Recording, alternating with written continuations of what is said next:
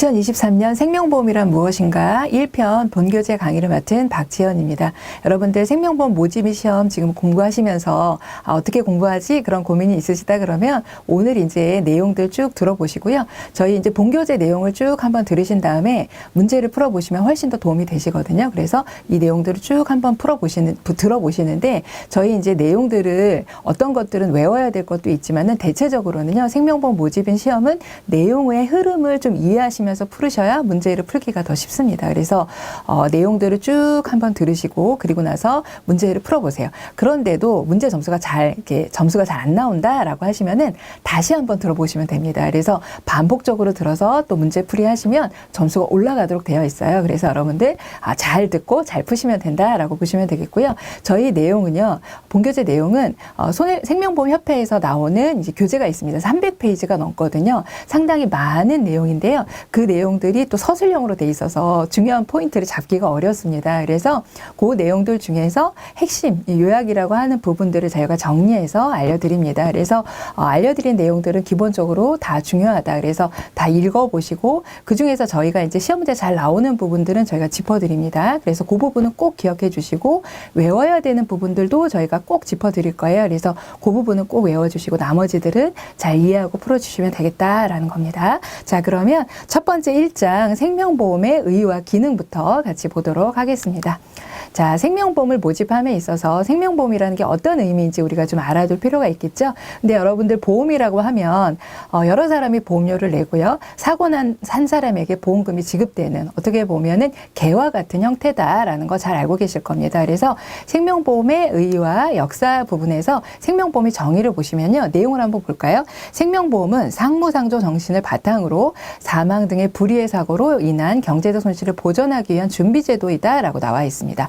이 부분에서 시험에 많이 나오는 부분은 없지만 나온다고 하면 어떤 게 나온 적이 있냐면 여러분 상부상조 빨간색으로 돼 있잖아요. 그 부분이 이제 가려져 있는 거죠. 그러면 땡땡 안에 들어갈 말이 무엇이냐라고 하면 상부상조 이렇게 고르는 문제 나올 수 있습니다. 그래서 보험이라는 건 서로 돕는 상부상조 정신이 바탕이 되어 있다라는 거 여러분들이 체크해 주시면 되겠습니다. 자, 그리고 생명보험은요, 세 번째에 보시면은 보장의 기능과 저축의 기능을 가지고 있다라고 그랬어요. 그래서 생과 사를 보상을 하는데요, 저축의 기능까지 같이 보장이 되는 종합적인 상품이다라고 보시면 되겠습니다. 그래서 보장의 기능만 있다, 저축의 기능만 있다, 그러면 틀리겠죠. 자, 그리고 우리 이제 만인은 1을 위해, 1인은 만인을 위해라고 하는 아주 멋진 말을 한 사람이 있습니다. 바로 마네스인데요. 시험에 자주 나오진 않지만 생명보험의 상부상조의 정신을 이야기한 사람은 마네스다. 이렇게 나오면 맞는 말이다라고 해서 여러분들 골라내시면 되겠습니다. 자, 다음으로 넘어가서요. 이제 생명보험의 역사에 대해서 살펴보도록 하겠습니다.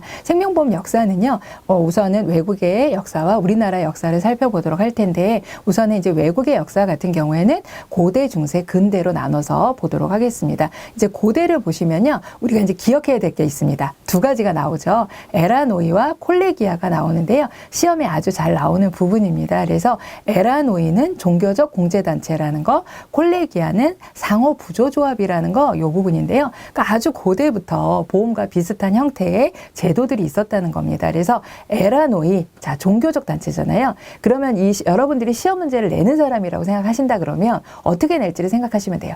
두 개를 어떻게 할까요? 크로스로 해가지고 에라노이는 종교단체인데 상호부조조합이라고 하면 틀리겠죠. 그리고 콜레기아는 상호부조조합인데 종교단체 이렇게 나오면은 종교적 공제단체 이렇게 나오면 틀린 겁니다. 그러니까 서로의 짝꿍을 잘 외워주셔야 돼요. 그래서 종교애 이렇게 종교애 하시면 종교 에라노이 그 다음에 상호부조조합이잖아요. 근데 콜레기아 우리 이제 기아가 이제 배고픔이잖아요. 그러면 이렇게 배고픈 사람이 있으면 어떻게 해야 되죠? 상호 도와줘야 되죠. 상호 부조해야 된다. 그래서 기아는 상호 돕는다. 상호 부조 그 다음에 종교애 그래서 종교 에라노이 이렇게 여러분들 외워주셔야 합니다. 자주 나오는 문제니까 꼭 기억해 주세요. 자, 이제 중세로 넘어오도록 하겠습니다. 중세 같은 경우는요, 처음 이제 중세의 어떤 보험과 비슷한 제도는 바로 길드입니다. 그래서 길드가 아마 아는 단어를 아시는 분들 동호회 이런 개념이거든요. 그래서 예전에는 무역을 이제 배로 많이들 했죠. 선박으로 많이 했습니다. 그래서 선주들끼리 어떤 사고가 났을 때 우리 서로 돕기 위해서 돈을 미리 좀 모아놓고 우리 서로 돕자 이런 게 바로 길드라고 보시면 되겠습니다. 그래서 중세로 넘어와서 초기는 이제 길드고요. 그래서 동업자 간의 상호 부조 조합이라고 할 수 있겠습니다. 자, 그리고 17세기로 넘어오면요. 프랑스의 루이 14세가 이제 톤틴 연금이라는 것을 만들게 됩니다. 그래서 톤틴 연금은 이탈리아의 은행가 톤티라는 사람이 이제 만든 부분입니다. 그래서 루이 14세가 돈이 많이 필요했어요. 그래서 그 돈을 빌려야 됩니다. 국민들에게 돈을 빌려야 하는데 돈을 빌린 대신에 갚는 거는 종신 연금의 형태로 갚은 게 바로 톤틴 연금입니다. 그래서 톤티가 건의했고 국가의 유유자금을 만들기 위한 거예요. 그래서 톤틴 연금은 회사의 이익을 위한 거다. 이렇게 나오면은 이제 틀리다라고 보시면 돼요. 국가의 유유자금을 마련하기 위한 제도였다라는 거 체크해 주시면 됩니다. 그래서 종신으로 지급했던 형태의 이제 연금이다라고 보시면 되겠고요. 자, 그리고 우리가 프랑스의 수학자 파스칼과 영국의 천문학자 헨리가 나오는데요. 이 부분이 시험에 좀 잘 나옵니다. 아까 에라노이 콜레기아처럼 서로 크로스해서 잘 나온다라고 보시면 되겠는데, 자, 요거는 외우는 방법 알려드리면은 사람의 생존율을 연구한 거는 파스칼입니다. 그럼 우리 생일, 오래 사시면 생일 맞으면 우리 생일 파티 하잖아요. 그래서 생파, 이렇게 여러분들 기억해 주세요. 앞 글자만 따서 생존율은 파스칼, 생파, 이렇게 기억을 해 주시고요. 자, 그리고 최초의 사망표, 사망표라는 건 뒤에서 배우겠지만 아주 생명보험의 중요한 개념입니다. 기본 원리 중에 아주 중요한 개념인데, 그거를 최초에 만든 사람은 바로 헨리입니다. 그래서 헨리를 예전에는 할례라고 표현을 했었거든요. 그래서 사망, 할례 이렇게 외웁니다. 그래서 생파, 사망, 할례. 그러니까 이것도 어떻게 나올까요? 크로스로 나온단 말이죠. 그러면 생존율은 파스칼인데 헨리 이렇게 나오면 틀리는 거고요. 사망표는 헨리잖아요. 그런데 파스칼 이렇게 나오면 틀렸다라고 보시면 되겠습니다. 그래서 실제 이제 시험 문제 나오는 것들을 보면요. 17세기 말 이탈리아의 톤티는 사람의 생존율을 연구하였다라고 했는데, 여러분 생존율은 파스칼이죠. 그래서 틀린 겁니다. 자, 그 다음에 영국의 천문학자 헨리는 사망표를 작성하여 보험산업에 기하였다. 그죠? 사망표 작성한 거는 사망할래? 헨리가 맞습니다. 그래서 맞는 거고요. 자, 그 다음에 로마 제정시대에 조직된 에라노이는 상호부조 조합이다. 에라노이는 종교애였죠. 그래서 종교적 공제단체입니다. 그래서 틀린 거고요. 자, 그리고 에라노이는 사회적 약자나 하층민들이 서로 돕기 위해 만든 상호부조조합이다. 자, 에라는 종교의, 상호부조조합은 콜레기아였죠. 그래서 틀린 겁니다. 자, 그래서 이런 식으로 시험 문제 나오니까 여러분들이 크로스된 것들 잘 체크해 주시면 되겠습니다. 자, 이제 근대로 넘어오도록 하겠습니다. 외국의 생명보험에서 근대로 넘어오면요. 자, 여기서는 연도들의 빨간색이 되어 있습니다. 그렇지만 사실 연도까지 외우실 필요는 없어요. 그런데 하나 정도는 최초의 우리 근대적 생명보험 체계를 갖춘 것이 영국이고 에키타블 생명보험사입니다. 그게 1762년이라는 것 정도만 여러분들이 좀 기억을 해주시면 되겠습니다. 그래서 최초는 영국이고요. 그러니까 어떤 보험회사의 형태가 근대에 들어와서 생기기 시작했는데 영국에서 처음 생겼습니다. 자, 영국 다음에는 프랑스, 그 다음에는 미국, 그 다음에 독일, 일본. 자, 일본에 이제 영향을 받은 게 이제 우리나라라고 보시면 되겠습니다. 그래서 영국은 에키타블 1762년입니다. 자, 그래서 시험 문제 나온 거 밑에 한번 볼까요? 1762년 세계 최초의 영국의 고타 생명보험사가 설립되었다라고 했는데, 고타는요, 독일의 생명보험사입니다. 그래서 에키타블이라고 해야 되는데 고타라고 했기 때문에 이제 틀린 거죠. 자, 다음으로는 1812년 미국에서 세계 최초 근대적 생명보험 체계를 갖춘 펜실베니아 생명보험회사가 설립되었다라고 했는데요. 여러분, 최초 근대적 생명보험 체계를 갖춘 것은 영국입니다. 그래서 미국이 아니고 영국이기 때문에 틀렸다라고 보시면 되겠습니다.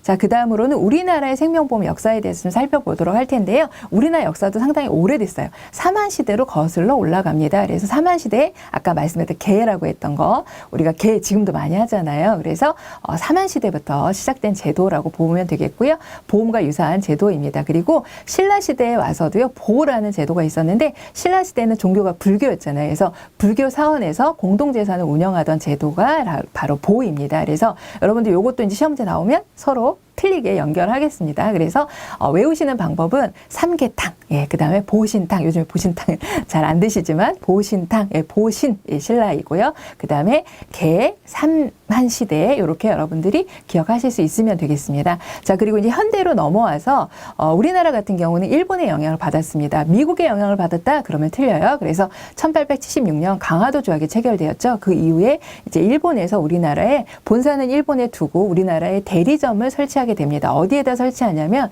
부산에 처음 설치를 합니다. 그래서 대리점이 먼저 들어와서 우리나라에 영향을 미치게 되는데요. 그래서 강화도 조약 체결로 이제 우리나라에 도입이 되었다라고 보시면 되겠어요. 그래서 미국이 아니고 일본이라는 거, 그리고 이제 이게 좀 아주 어렵게 나오면 부산에 처음 대리점 사무실이 생겼거든요. 근데 서울에 생겼다 이렇게 나오기도 하니까 여러분들 그거 기억해 주시면 되겠고, 그리고 쭉 지나와서 1960년대에 이제 보험이 본격적으로 판매되기 시작합니다. 근데 초기에는 우리나라가 경제 발전을 이루어야 되기 때문에 단체 보험 시장, 돈이 아무래도 단체로 들어오잖아요. 그래서 단체 보험 시장 위주로 처음에는 확대가 되었습니다. 그러다가 그래서 1960년대는 단체 보험 시장이고요. 그러다가 1970년대에 와서는 개인 보험 시장이 확대가 되기 시작을 합니다. 그래서 1977년이 이제 개인 보험의 해로 지정이 되기도 하거든요. 그래서 자, 여기서 기억해 주실 거는 시험 문제는 어떻게 나오냐면 개인 보험은 1970년대잖아요. 근데 60년대다 이렇게 나오면 틀리는 거고, 단체 보험은 60년대인데 70년대다 이렇게 나오면 틀립니다. 그래서 여러분들 70년 개띠 기억나시죠? 그래서 70년, 70년대는 개인보험 이렇게 여러분들 기억해 주시면 됩니다. 그리고 이제 90년대에 들어와서 금융시장이, 보험시장이 개방화가 됩니다. 그래서 자율화가 시작된 초기다. 90년대 이후부터 자율화가 되었다. 이 정도 여러분들이 기억해 주시면 되겠습니다. 그래서 실제 시험 문제 나왔던 것들을 좀 살펴보면요. 1960년대는 생명보험이 국민저축기관으로 지정되면서 개인보험이 크게 성장하였다. 여러분 60년대는 단체보험이죠. 그래서 틀렸습니다. 자, 두 번째로 1970년대에는 대대적인 보험사업 근대화 대책이 추진되어 77년을 보험의 해로 지정하였다. 네, 77년 보험의 해에 맞습니다. 자, 그리고 1980년대에는 보험시장 개방과 금융자율에 따라서 생명보험 시장이 본격적으로 경쟁체제로 전환되었다라고 했는데요. 자, 80년대가 아니죠. 몇 년대인가요? 1990년대입니다. 자, 이렇게 해서 우리나라의 근대의 생명보험 역사도 같이 살펴보았습니다. 자, 이제 사회보장제도의 보완 역할로서의 생명보험을 좀 살펴보도록 할 텐데요. 우리나라의 사회보장제도가 여러 가지가 있습니다. 그 사회보장제도만으로는 부족한 부분이 있기 때문에 사회보장, 나라에서 하는 보장, 그거를 조금 더 좀 보장을 넓히면 이제 기업에서 퇴직연금이나 이런 걸로 보장을 강화를 하고요. 그거로도 부족하다라고 하면 이제 개인이 준비해야 되죠. 그래서 개인 보장. 그래서 우리나라의 보장 체계는 3층 보장 체계로 이루어졌다라고 이야기합니다. 그래서 사회적 보장, 이제 나라에서 하는 보장 같은 경우는요, 국가가 최저 수준의 국민 생활을 보장한다고 돼 있거든요. 여기서 여러분들 최저 수준 중요합니다. 최저 수준, 최적 수준이라 그러면 틀려요. 최적은 아주 괜찮은 정도라고 볼 수 있잖아요. 최저 수준이 사회보장입니다. 그래서 시험 문제에 최저냐 최적이냐에 따라서 답이 달라집니다. 그래서 사회보장, 국가에서 하는 보장은 최저의 보장을 해주는 제도이다라고 보시면 됩니다. 자, 그리고 이제 밑으로 내려와서 국가에서 하는 이런 어떤 사회보장 제도의 종류에는요, 첫 번째 사회보험이 있고요. 그리고 공공부자가 있고 그 사회 서비스가 있습니다. 여기서는 이제 시험 문제에 좀 잘 나와요. 어떤 거 잘 나오냐면 사회보험에 해당되는 거 뭐뭐이냐, 공공부조에 해당되는 게 어떤 거 있냐, 그 다음에 사회서비스에 해당되는 거 어떤 거 있냐, 이런 시험 문제 잘 나옵니다. 자, 그런데 여러분들 외우기 쉬워요. 우선은 사회보험은 다 보험으로 끝나요. 여러분들 국민건강보험, 연금보험, 그죠? 그 산재보험, 고용보험, 다 이런 것들을 바로 저희가 사회보험이라고 합니다. 국가에서 운영하는 보험 제도들이에요. 그래서 보험으로 끝납니다. 사회보험은.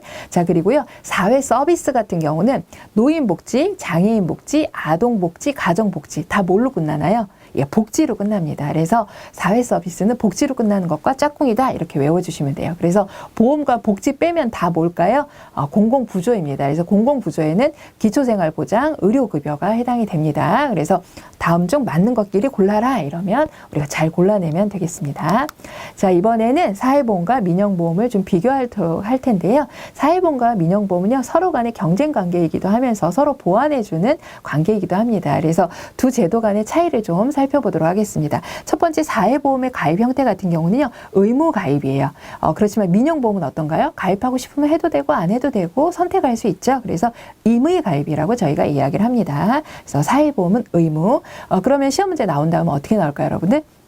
네, 민영보험은 의무가입이다 이러면 틀리겠죠. 사회보험은 임의가입이다 이러면 틀릴 겁니다. 자, 그다음에 급여 형태 같은 경우는 급여 이제 받는 부분을 얘기하는데요. 제도의 혜택을 받는 부분은 사회보험 같은 경우는 법률로 규정되어 있고요. 민영보험은 계약의 내용에 따라서 계약이 이제 약관에 정해져 있겠죠. 그런 내용에 따라서 결정이 됩니다. 그리고 보장의 수준은요. 아까도 나왔지만 최저의 생계 또는 의료를 보장하기 위한 제도입니다. 그렇지만 민영보험은요. 내가 돈 많으면 많이 보장받을 수 있도록 되어 있죠. 그래서 내가 보험료를 내는 수준에 따라 달라지게 된다라는 거고요. 운영의 주체는 사회보험은 네, 정부에서 운영하게 되고요. 민영보험은 민간에서 운영을 하게 됩니다. 그리고 운영의 방법 같은 경우는 정부에 의해서 투자 방법이 결정되는 게 사회보험, 민영보험은 민간에 의해서 투자 방법이 결정이 됩니다. 자, 그다음에 운영의 취지 같은 경우에 그다음 의견 합치 요거는 이제 시험 문제 간혹 나오는 부분인데요.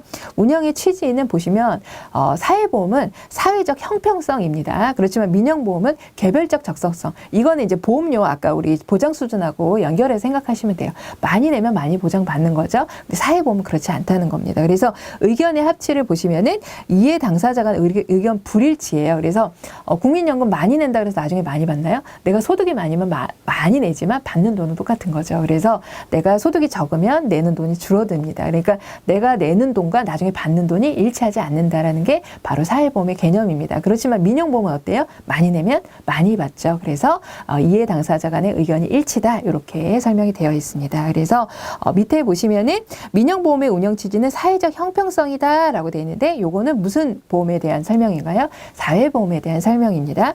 자, 사회보험은 임의가입 형태이다? 자, 아니죠. 민영보험이 임의가입의 형태이죠. 이런 식으로 시험 문제 나온다라는 겁니다.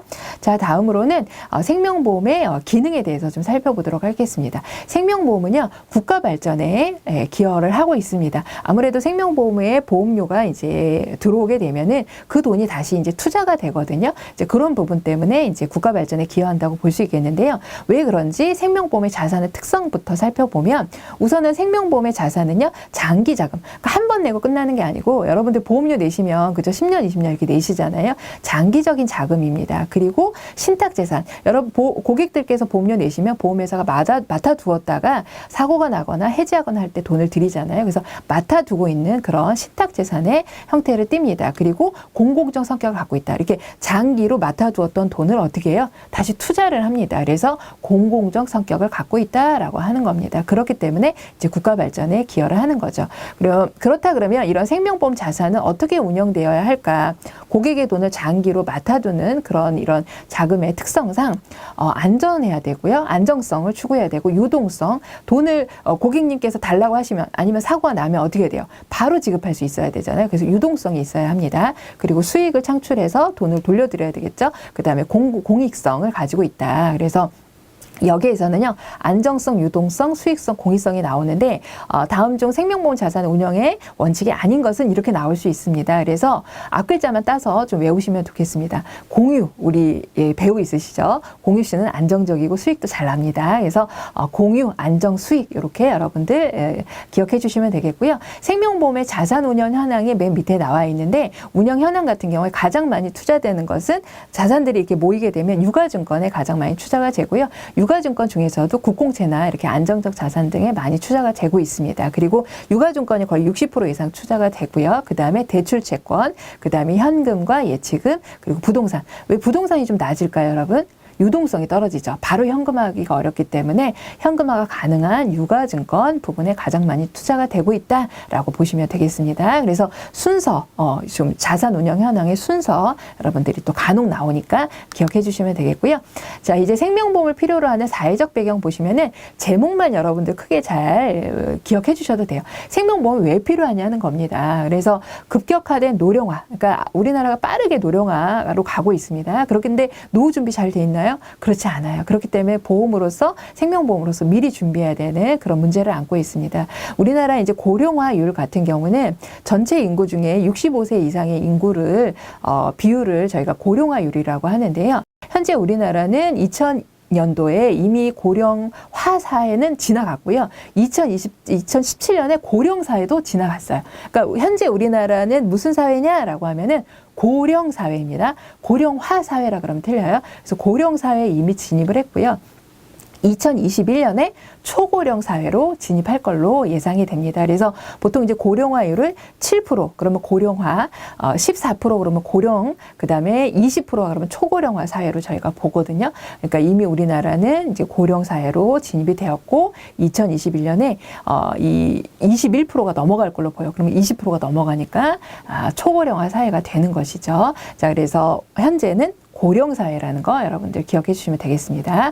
자, 그리고 이제 이렇게 고령화가 되고 있는 노후 준비 잘 돼 있느냐? 그렇지 않다는 겁니다. 그래서 2020년 기준으로 봤을 때 노인 빈곤율이 39.8%예요. 자, 이 부분이 시험 문제 나왔을 때 어떻게 나왔냐면, 자, 2022년 기준 39.8% 그 사이를 가로로 놓고요. 그 안에 들어갈 말을 골라라라고 한 적이 있습니다. 그래서 노인 빈곤율 OECD 국가 중에 가장 높은 수준이다. 그래서 노인 빈곤율 좀 기억을 해 주시고요. 국민연금 가지고 우리의 소득을 다 대체할 수가 없는 상황입니다. 그래서 게다가 이제 어르신들의 어떤 질병의 만성질환 보유율도 상당히 높은 편입니다. 그래서 노후 준비는 잘 안 되어 있고 또 질환도 있고 그 다음에 빠르게 고령화 사회로 고령 사회로 가고 있고 이런 부분이죠. 그런데 이제 맨 마지막에 보시면은 국민건강보험의 보장률도 그렇게 만족할 수준은 아니잖아요. 우리가 병원 가면 100% 우리가 다 보장받을 수 있는 건 아니죠. 우리가 일부 또 내야 되는 부분이 있고요. 자, 그리고 노부모의 부양에 대한 자녀 책임 의식이 점차 희박이라고 되어 있죠. 부모님 모시는 세대가 이제 그렇게 많지 않다는 겁니다. 그런데 시험 문제에서는요, 자녀의 책임 의식이 점차 강화되고 있다. 이렇게 나오면 틀립니다. 자, 이렇게 기억해 주시고 또 생명보험을 필요로 하는 사회적 배경 세 번째는요, 재해와 성인병의 증가입니다. 그래서 우리나라 이제 사망 원인을 보시면 1위가 악성 신샘물, 그러니까 암입니다. 그래서 이런 이제 질병들이 계속 증가하고 있다는 거죠. 그래서 사망 원인 2020년입니다. 2020년 기준으로 봤을 때 1위가 이제 암이다. 그리고 이제 핵가족화의 자기 책임주의입니다. 그래서 계속 핵가족화되고 이런 어떤 본인 스스로가 책임져야 되는 그런 부분들이 늘어나고 있죠. 그러면 생명보험의 전망, 그러니까 이런 어떤 사회적 배경 때문에 생명보험 전망은 어떠냐? 준비를 해야 되는 부분인 거죠. 그래서 고령, 초고령까지도 가고 있는 사회에 우리가 와 있고 노후의 질병들도 늘어나고 있고 그렇지만 자산은 충분하지 않고 그렇기 때문에 이제 생명보험이 필요합니다. 그래서 여기서는 여러분들 읽어만 보셔도 충분히 알 수 있는 부분입니다. 그래서 생명보험의 전망은 앞으로도 지속적으로 많이 필요할 것이다 라는 부분을 여러분들이 읽어만 주시면 되겠고요.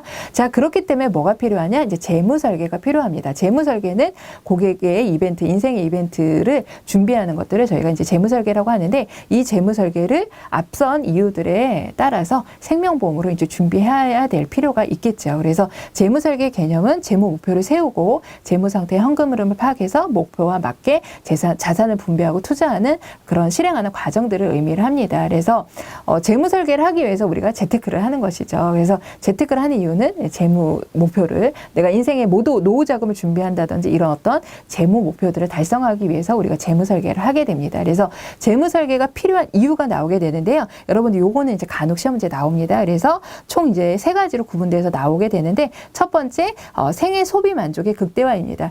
우리가 이제 그 젊은 시절에 지출이나 이런 부분들이 소득은 좀 더 좀 높고 지출은 좀 낮은 시절이 있어요. 그러다가 점점 자녀도 낳고 하다 보면은 지출이 막 늘어나죠. 그리고 또 어느 순간 되면은 회사에서 퇴직을 하게 되면 소득은 좀 줄어듭니다. 그래서 이게 뭐냐면 내 소득과 내가 지출이 일치하면 좋지만 어느 시절에는 좀 많이 버는 시절이 있고 어느 시절에는 또 부족한 시절이 있다라는 겁니다. 이렇게 부족하고 남는 부분들을 잘 조절할 필요가 있다. 자, 그래서 생애 소비 만족의 극대화는 소비의 흐름과 지출의 흐름이 일치하지 않기 때문에 그것들을, 그러니까 지금 돈이 남은 잉여라고 저희가 얘기를 하는데 잉여 자금이 있을 때 미리 노후나 이런 것들을 대비하는 것들을 재무설계로서 준비해야 된다라는 개념입니다. 자, 그 다음에 미래 리스크를 대비한다. 앞으로 물가 상승이나 이런 게 어떻게 변할지 모르죠. 그래서 미리 재무설계를 통해서 생명보험을 통해서 준비해야 된다라는 개념입니다. 자, 그 다음에 사회 경제적 환경 변화에 대응하기 위해서인데요. 자, 가계 금융자산의 증가라고 되어 있습니다. 그런데 다른 이제 외국 같은 경우는요, 재무 재무 설계를 할 때 금융자산의 비중이 높습니다. 그러니까 우리나라 같은 경우는 부동산이 상당히 높아요. 그런데 외국 같은 경우 금융자산의 비율이 훨씬 높다는 거죠. 보험이나 예금이나 뭐 증권이나 이런 투자나 이런 비율이 높은데 부동산 비율이 훨씬 높습니다. 우리나라 같은 경우인데 우리나라도 향후에는 어떻게 될까요? 부동산 비중보다는 금융자산의 비중이 높아질 걸로 보입니다. 그러면 전문가, 여러분처럼 시험 공부하셔가지고 열심히 또 일하시는 전문가, 생명보험 전문가의 도움이 필요해지게 됩니다. 그래서 이런 것들이 바로 이제 생명보험이 재무설계가 필요한 이유가 되겠고, 그리고 상품들이 신상품 증가라고 이제 마지막에 되어 있죠. 많은 상품들이 복잡한 상품이 쏟아지고 있습니다. 그렇기 때문에 재무설계를 위해서 전문가의 도움이 필요한 상태이다라고 보시면 되겠습니다. 자, 이상으로 첫 번째 생명보험의 의의와 기능에 대해서 살펴보았습니다. 감사합니다.